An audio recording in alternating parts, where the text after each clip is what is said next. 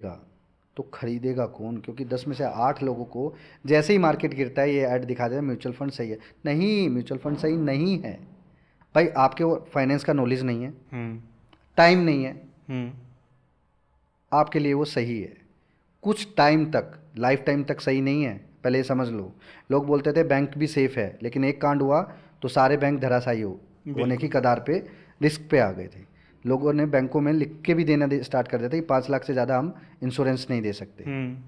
समझ गए ना मेरी बात?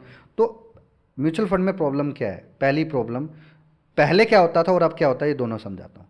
पहले क्या होता था, लार्ज कैप के नाम पे पैसे लेकर स्मॉल कैप और मिड कैप में लगा दिया जाता था। इन्हें तो क्या पकड़ा दिया जाता था, बाबा जी का ठुल्लू, एनएवी का एक प्राइस। जब इनको एग्जिट करना होता था तो उसी एनएवी के प्राइस से वो एग्जिट, सेट कौन करेगा एनएवी? म्यूचुअल फंड खुद बता रहा है अपना एनएवी। वही बता रहे हैं ना।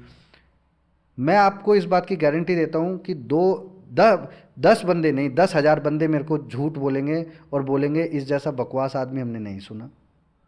अब जो मैं आपको बताना चाह रहा हूँ, आप एक काम करो, आप नया म्यूचुअल फंड करो। आप मुझे बताओ कौन सा म्यूचुअल फंड आपको सही लगता है, मैं उसमें हर महीने 2,000 रुपये, 5,000 रुपये या 10,000 रुपये डाल दूंगा, या साल भर के 50,000 रुपये डाल दूंगा दिखाने के लिए। 3 साल बाद अगर मैं सही निकला तो आपकी देखने वाली सारी ऑडियंस मुझे 1 रुपया दे दे बस, अगर मैं सही निकला।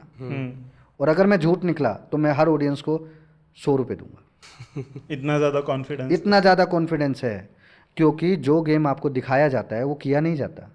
आपसे लार्ज कैप के नाम पे जो पैसा आप लोग फ्लो करते हो वो पैसा लार्ज कैप में नहीं लगता 100%।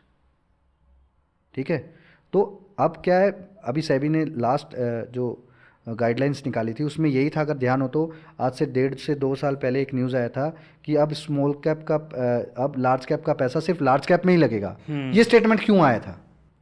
क्योंकि लूप होल था उसमें।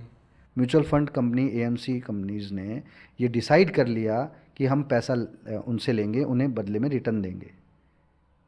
समझ गए? वो XYZ किसी भी फंड में करे, क्योंकि लूप होल था पीछे, तो उनसे कोई पूछने वाला था नहीं कौन सा स्टॉक किस प्राइस में किया।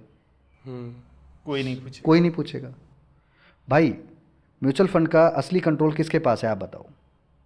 सब बात छोड़ो आप, मैं कहता हूँ चलो आप, मैंने आपकी मान ली म्यूचुअल फंड सही है, आप बताओ किसके पास कंट्रोल है म्यूचुअल फंड का?